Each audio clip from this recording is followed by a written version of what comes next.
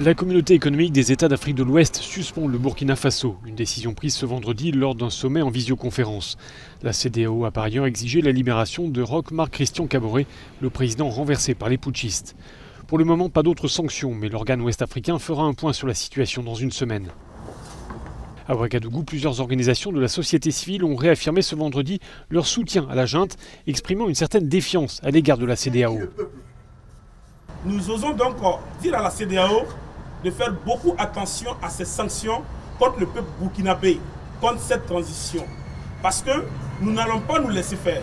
Nous n'allons pas, une fois de plus, laisser le Burkina Faso en proie à des puissances impérialistes. Nous sommes clairs là-dessus. Cette réaffirmation de la souveraineté nationale, elle était aussi le fil directeur de l'allocution télévisée du lieutenant-colonel Damiba. Le nouvel homme fort du pays s'exprimait pour la première fois depuis sa prise du pouvoir. Il s'est voulu conciliant vis-à-vis des partenaires du pays. Les événements dans notre pays.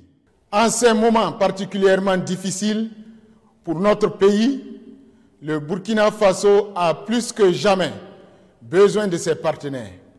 C'est pourquoi j'appelle la communauté internationale à accompagner notre pays afin qu'il puisse sortir le plus rapidement possible de cette crise pour reprendre sa marche vers le développement. La question, c'est de savoir quel type de relation le Burkina Faso va entretenir avec son partenaire traditionnel, la France, notamment dans le domaine militaire. Certaines voix plaident pour que les autorités burkinabées s'inspirent du modèle malien. La junte au pouvoir à Bamako a récemment demandé la révision de l'accord de défense qui lie le Mali à la France.